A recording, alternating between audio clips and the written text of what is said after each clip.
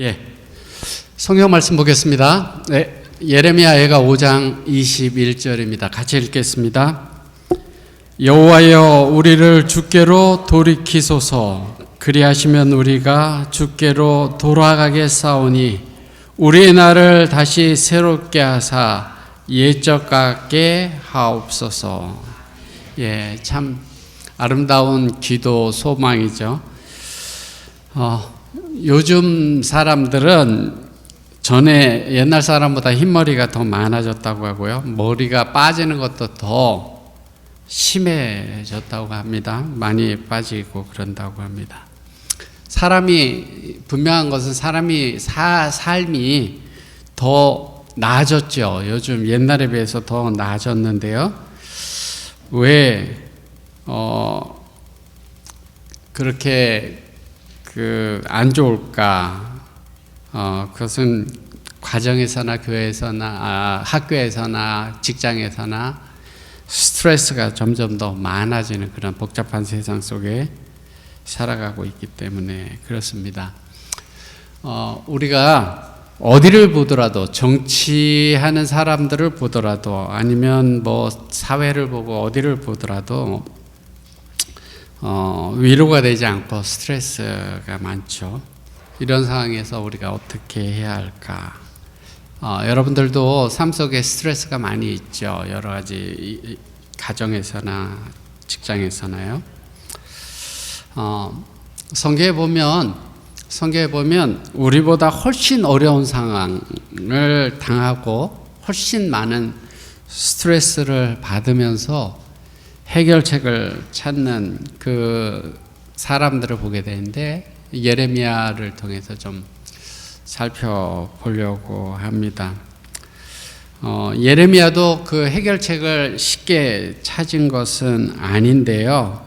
예레미야 5장에 있는 말씀을 좀 오늘 살펴보면서 그 방법들을 좀 찾아보려고 합니다.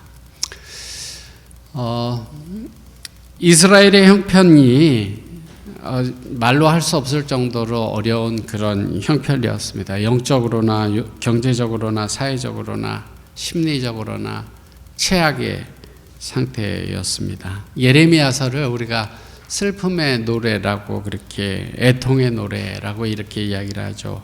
5장도 마찬가지인데요. 지금부터 2600여 년 전에 유다가 바벨론에 의해서 멸망당하고 난 다음에 예레미야는 동포들의 비참한 그 삶의 모습들을 눈으로 똑똑히 봐야만 했었습니다.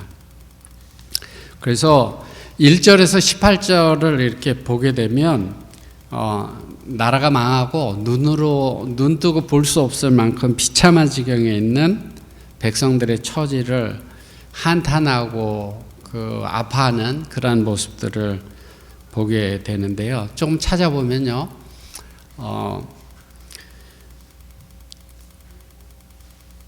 그들에게 하나님께서 주신 좋은 땅들을 빼앗겼습니다. 빼앗아 갔죠. 그래서 2절에 보면 우리의 기업이 외인에게, 우리의 집들도 외인에게 돌아갔나이다. 내가 가지고 있던 것들을 뺏기는 거예요. 스트레스가 얼마나 많았을까요? 하나님께서 주신 그 복된 그 집과 기업들을 다 이방 사람들에게 빼앗기게 됐습니다. 그들의 형편이 어땠다라고 이야기를 하는가 하면, 그들의 형편과 나라는 과부나 고아와 같았다, 그렇게 이야기를 합니다. 우리는 아비 없는 외로운 자식이고 우리 어미는 과부와 같다, 그렇게 고백합니다. 굉장히 지금 어려운 상황임을 이야기하고 있는 것이죠. 그리고 우리가 코비드 때 그 생필품이 없어질까봐 막 사람들이 휴지도 사가고 막 그랬던 거 기억나시죠? 여기 예레미야 당시의 사람들은 생필품을 구하기가 굉장히 어려운 그러한 처지에 놓여 있었습니다. 예레미야서 5장 4절에 보면 우리가 은을 주고 물을 마시고 값을 주고 섭을 얻어오며 이렇게 말씀하는데요. 섭은 나무를 이야기를 합니다. 예전에는 물을 마음대로 이렇게 쓰고 마시고 뭐 이렇게 돈 내고가 아니라 그냥 할 수 있었지만 이제는 은을 주고 마시게 되었다. 전엔 땔감들을 막 가져다 썼지만 이제 한 다발 나무 뭉치를 얻기 위해서 비싼 값을 치러야 됐다. 지금 경제적으로도 굉장히 곤란한 그런 상황 속에 있는 거죠. 생활, 라이프 그냥 삶 자체의 밸런스가 다 깨지는 그런 상황이었죠. 이러한 상황 속에서 그 사람들은 양식을 얻으려고요. 이런 상황 속에서 양식을 얻으려고 자유를 팔았습니다. 그래서 우리가 애굽 사람과 아수르 사람과 악수하고 양식을 얻어서 배불리고자 하였나이다. 이렇게 이야기를 합니다. 지금 양심은 그렇지 않은 거예요. 양심은 그렇지 않은데 그 먹고 살기 위해서 그 이방 나라와 손을 잡고 양식을 구하고 그러는 상황 속에 있었다라고 하는 거예요. 그리고 그들은 식량을 구하기 위해서 성을 몰래 빠져나갔는데요. 그렇지만 칼에 베어서 죽임을 당한 위험에 있었다. 그렇게 고백합니다. 광야에는 칼이 있으므로 죽기를 무릅써야 양식을 얻사오니 예레미야 5장 9절에 그렇게 말씀합니다. 여러분들 자식이 배고파서 울고 있는데 양식을 구해야 되는데요. 양식을 구하러 나가는 것은 죽기를 각오해야지 양식을 구한다. 얼마나 큰 스트레스가 얼마나 큰 어려움이었을까를 우리가 생각하게 되죠. 그리고 그 사람들은 종살이를 하게 됩니다. 종처럼 그렇게 되는 거예요. 그들이 받았던 어떤 그 수욕보다도 더 큰 수욕을 받습니다.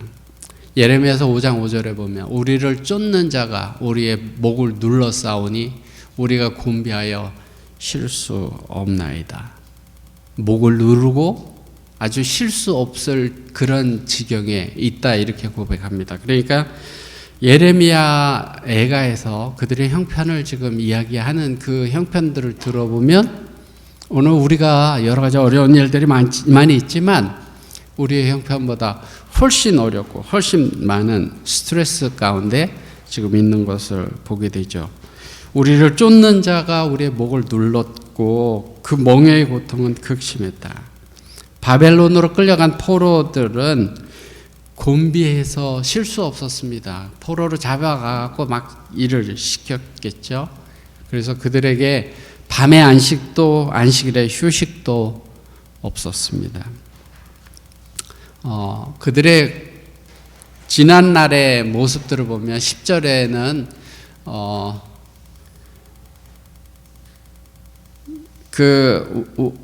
그 잔치를 벌이고 그랬던 사람들이 이제 굶게 됐는데 저기 예레미야 5장 10절에 뭐라고 이야기를 하냐면 주림의 열기로 인하여 우리의 피부가 아궁이처럼 검으니이다.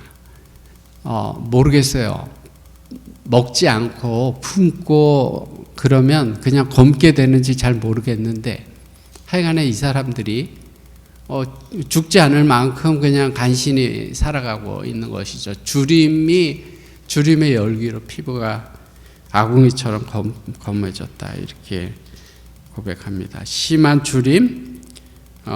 주림의 열기로 우리의 피부가 아궁이처럼 검고 말라붙어 타버렸습니다. 그렇게 고백합니다. 11절에 보면은 이렇게 이야기를 합니다. 온갖 부류의 사람들이 능욕과 굴욕을 당했다라고 말씀하는데요. 대적이 시온에서 부녀들을 유다 각 성에서 처녀들을 욕보였나이다. 여자들이 심지어 거룩한 시온에서조차 능욕을 당했다 이렇게 이야기를 합니다.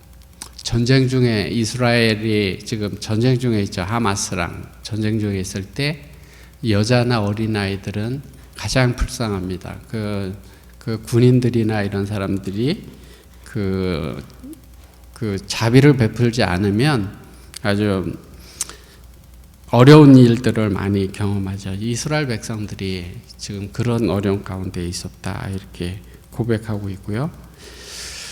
14절에 보면 그들의 모든 즐거움이 다 사라졌다. 노인은 다시 성문에 앉지 못하고 소년들은 다시 노래하지 못하게 됐다 이렇게 이야기를 합니다. 마음대로 웃고 마음대로 노래하던 그런 소년들이 노래하지 못하게 됐다. 온 백성이 그렇게 됐다 이렇게 말씀합니다. 그래서 15절에 보면 우리의 마음의 희락이 그쳤고 우리의 무도가 변하여 애통이 되었다 그렇게 말씀합니다. 모든 그들의 영광이 다 사라졌습니다. 우리 머리에는 면류관이 떨어졌다 그렇게 고백합니다. 자, 지금까지의 예레미야의 고백들을 보게 되면 이 이스라엘 백성들의 삶이 얼마나 고단하고 얼마나 스트레스가 많은 힘든 삶이었는지를 보게 됩니다. 이러한 상태에서 사람들은 해결책을 찾게 되죠. 여기 이스라엘 사람들도 해결책을 찾는데 인간적인 솔루션을 찾았습니다. 원인을 다른 사람에게서 찾는데요. 5장 6절 우리가 애굽 사람과 아수르 사람과 악수했다. 그쪽을 통해서 사람을 통해서 어떻게 이 어려운 문제들을 해결해 볼까 하고 했습니다. 그렇지만 물론 그것이 해결책이 될 수 없었습니다. 그래서 이 사람들이 계속해서 고통의 원인을 생각하게 됐고 이렇게 어려움 당하는 원인이 조상들 때문이다 이렇게 생각하게 됐습니다. 그렇게 발견하게 된 겁니다. 그래서 7절에 보면 우리는 이스라엘 백성이 조상을 향해 원망하는 그러한 모습들을 보게 되는데요. 7절에 이렇게 이야기를 합니다. 우리 열조는 범죄하여 없어졌고 우리는 그 죄악을 담당하였나이다. 지금 뭐라고 이야기하는 거 아니냐면 우리가 지금 이렇게 고생하고 어려움 당하는 거 우리 조상이 잘못한 거 그거 우리가 그냥 당하고 있다. 원인은 누구 때문이다고요? 조상 때문이다 이렇게 이야기를 합니다. 맞는 말이겠죠. 맞는 말이겠지만 문제를 해결하는 데는 아무런 도움이 되지 않아요. 이 일이 조상 때문이다. 이것은 아무 해결 방법이 아닙니다. 우리 말에도 잘 되면 내 탓이고 안 되면 조상 탓 이런 말이 있죠. 이스라엘 백성들도 그렇게 이야기를 합니다. 그래서 사람들이 이빨이 시면 아버지가 포도를 먹어서 이빨이 시다. 이런 이야기를 이스라엘 사람들이 했었죠. 조상뿐만 아니라 무슨 일이든지 원인을 자기가 아닌 남에게서 찾습니다. 사람들이 저 사람이 저래서 안 돼. 왜 이렇게 안 하고 저렇게 다 저 사람 때문이야. 그렇게 원인을 다른 사람으로 돌리게 되죠. 이스라엘 사람들이 지금 이렇게 어려움 당하는 거 다 조상 때문이야 이렇게 했던 것처럼요. 아담이 그랬던 것처럼 그렇습니다. 아담이 그랬던 것처럼 하나님이 지어주신 저 여자가 라는 식의 정죄와 남탓만이 우리에게도 있는 게 아닌가 이런 생각들을 하게 되는데요. 문제를 다른 사람 탓으로 돌리는 일들은 이스라엘 백성들뿐만 아니라 많은 경우에 있었는데요. 제가 부자 선지자 보니까 사울은 조바심을 가지고 사무엘이 도착하기를 기다리면서 그의 군사의 혼란과 낙담과 이탈을 선지자가 빨리 오지 않는 탓으로 돌렸다. 사울이 문제를 다른 사람 탓으로 돌리는 거예요. 그죠? 이런 일들은 많이 있습니다. 고대 이스라엘 시대에서처럼 언제나 불평하는 자들이 있을 것이고, 그들이 당하는 어려움을 하나님께서 당신의 사업을 전진시킬 특별한 목적으로 세운 사람들의 탓으로 돌리는 자들이 항상 있을 것이다. 저 사람 때문이야, 이런 일들을 많이 하게 되는 것이죠.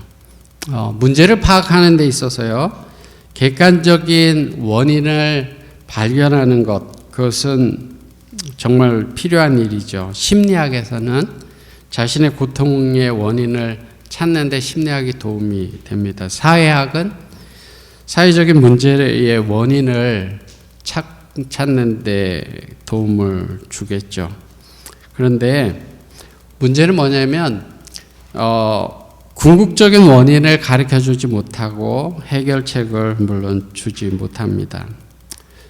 사람들은 어려움이나 곤란함을 당하게 되면 원인을 다른 사람이나 환경에서 찾으려고 합니다. 근데 그것은 소용없는 일이에요. 우리가 어려운 일들을 당할 때 문제가 시스템이 나빠서 그래, 뭐 누가 잘못해서 그래, 이렇게 생각하는 것들은 잘못된 것이에요. 1절에서 6절에 기록된 고통이 8절, 15절까지 계속됩니다. 백성들이 자존심을 잃고 사회가 질서가 없어지고 온 나라가 슬픔에 잠겨지게 되는데요. 도무지 희망이 없어 보이는 모습입니다. 근데 선지자가 여기에서 중요한 것을 발견하는데요. 모든 고난이 조상 때문이었다, 이렇게 이야기를 했지만 16절에 보면 우리의 범죄함을 인함이다, 이렇게 고백합니다. 여기 16절 아까도 찾아봤지만요, 우리 머리에 멸관이 떨어져 싸우니 오호라, 우리의 범죄함을 인함이니이다. 문제의 진짜 원인을 발견한 겁니다. 여기서부터 이제 문제를 풀 수 있는 실마리가 풀리게 되는데요. 여러분들, 행복을 느낄 수 있는 가장 가까운 곳은 가정입니다. 가정은 하늘나라의 모형이고 사랑을 연습하고 경험하는 삶의 교육장입니다. 그런데 가정이 항상 낙원인 것은 아닙니다. 가정이 항상 낙원인 것은 아니에요. 가정을 행복의 동산, 에덴으로 만들기 위해서는 많은 노력이 필요합니다. 가정을 행복을 가능하게 하는 요소들은 나 때문이다라는 고백이 가정에서 있어야 되는 거예요. 어떤 일들이 가정에서도 다 일어나죠. 문제가 발생되고 경제적인 문제, 관계적인 문제가 일어나는데, 그때 가정을 아름답고 행복한 가정으로 만들기 위해서는 우리 마음속에 문제가 나 때문이다라는 그런 생각들을 가지고 있어야 합니다. 남편이 아내에게 여보, 모든 것이 다 내 잘못이야, 나를 용서해 주십시오, 이렇게 이야기를 하고, 아내가 남편에게 아니요, 다 저 때문입니다, 이렇게 이야기를 하고요. 부모가 자식에게 이거 다 내가 잘못했기 때문이다, 나 때문이다. 자식이 부모에게 죄송합니다, 아닙니다, 저 때문입니다, 이렇게 나 때문이다라는 고백은 가정을 에덴으로 만드는 그런 힘을 가지고 있습니다. 거기에 나와 너의 화해가 있고 일치와 공존이 있고 마음의 천국이 있는 것입니다. 나 때문입니다라는 고백은 가정을 행복하게 하고 사랑스럽게 하지만 아담과 하와처럼 너 때문이야 라는 질타는 가정을 파괴하고 불행하게 만듭니다. 지금 이스라엘 백성들이 어려운 가운데 있는데요, 조상 때문이야, 너 때문이야, 이런 생각을 가지고 있다가요, 나 때문이다, 우리 때문이다, 이런 고백을 하게 됩니다. 그러한 고백이 나오게 될 때 문제가 해결되는 거예요. 오늘날 우리에게 일어나는 문제 해결도 자신이 원인이다라는 것을 깨닫는 데서 시작됩니다. 영적으로 거듭나기 위해서는 가장 먼저 내가 죄인이다라는 것을 깨닫는 것이 필요하죠.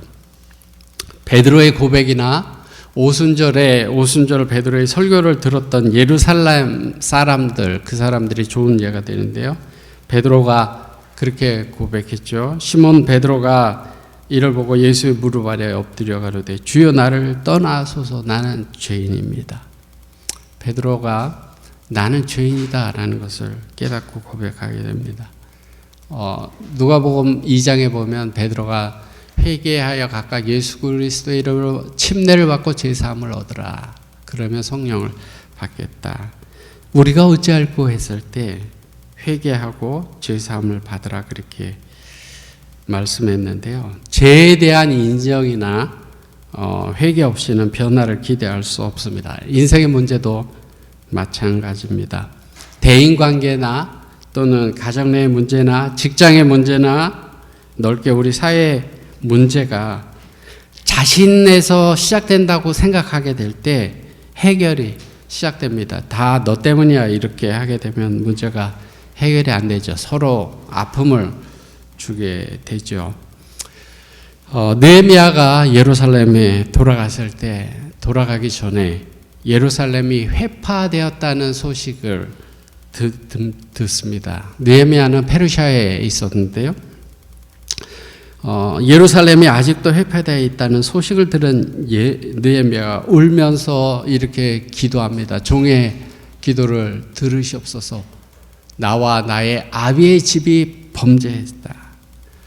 지금 느헤미야는 아마 페르시아에서도 열심히 신앙생활 잘하고 아마 열심히 살았을 겁니다. 그럼에도 불구하고 지금 예루살렘이 당하는 고통을, 어려움을 나의 죄 때문이다. 나와 우리 아버지의, 우리 가정의 죄 때문이다. 이렇게 이야기를 하고 있는 것입니다. 이렇게 했을 때 느헤미야가 조상의 죄만을 탓하지 않고 자신의 죄를 인정했기 때문에 예루살렘의 문제를 해결할 수 있었습니다. 만약에요, 가정에 문제가 있거나 그랬을 때 그 원인을 다른 사람에서 찾는 것이 아니라 나 자신에서 먼저 찾았으면 좋겠습니다. 교회가 문제가 있다고 했을 때 먼저 내 자신을 돌아보고 나 자신에서 그 문제를 찾게 된다면, 우리 서로가 다 같이 그렇게 된다면 그것이 문제의 해결의 시작이라고 생각합니다. 여기 예레미야 애가 5장 16절에 오호라 우리의 범죄함을 인함이니이다 이렇게 고백합니다. 이렇게 자신이 이제 자신에게 문제가 있다라고 하는 것을 발견한 사람은 이제 해결책을 찾아야 되는데요. 이 예레미야서에 보면 선지자는 문제와 원인은 자신에서 찾았지만 해답을 자신에게서 찾으려고 하지 않습니다. 자신은 도저히 해결할 그런 능력도 없고 초라하고 힘도 없고 그렇게 하기 때문에 그렇습니다.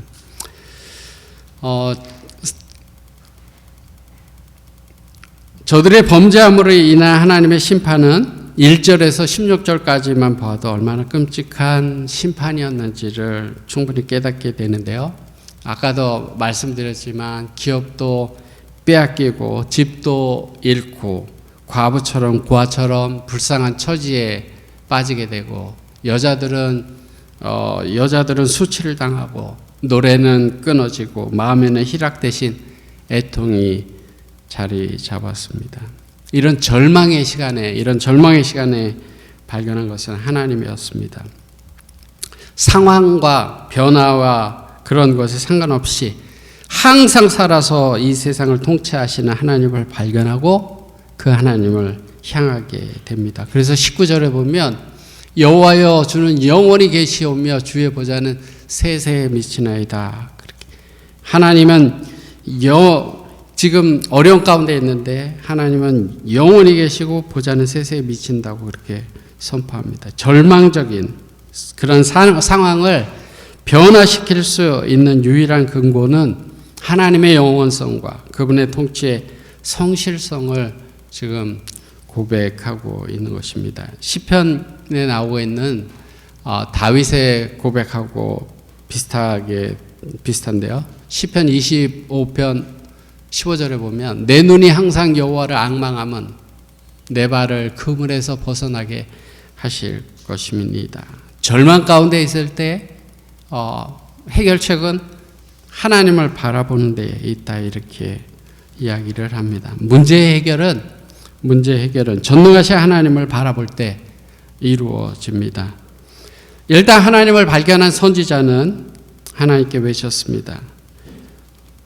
그런데 더 이상 원망이나 탄식이 아니라 소망을 가지고 외치게 됩니다. 예레미야 애가서는 슬픔의 노래, 탄식의 노래지만 21절에 보면 이것은 소망의 노래입니다. 여호와여 우리를 주께로 돌이키소서. 그리하면 우리가 주께로 돌아가겠사오니 우리의 날을 다시 새롭게 하여 옛적 같게 하옵소서. 옛적 같게 되기 위해서는요, 하나님께서 그들을 다시 새롭게 하는 일이 필요했는데요. 우리가 옷이 세탁하면 새로워질 수 있고요.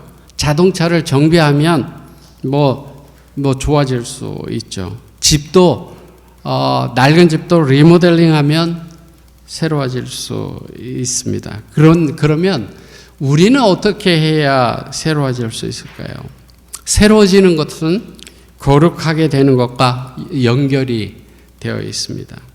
왜냐하면 새로워지기 위해서는 거룩해야 하고 거룩하게 되기 위해서는 새로워져야 되기 때문에 새로움과 거룩함은 연관이 있습니다.